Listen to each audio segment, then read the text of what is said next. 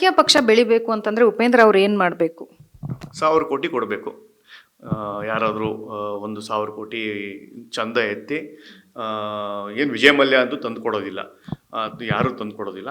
So it's political party is a burn, ಅಂದರೆ ಅದು burn ಆಗಬೇಕು, ಅಷ್ಟು ದುಡ್ಡು ಆಗಬೇಕು.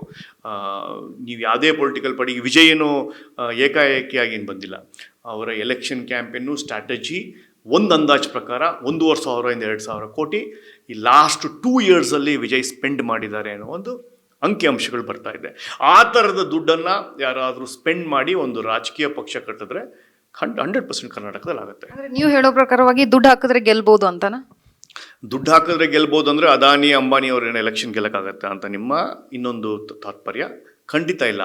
ಬರೀ ದುಡ್ಡಿಂದನೇ ಎಲೆಕ್ಷನ್ ಗೆಲ್ಲೋದಾದರೆ ಭಾರತದ ಅನೇಕ ಶ್ರೀಮಂತರು MLAಗಳು MP ಗಳು ಆಗ್ತಾಯಿದ್ರು.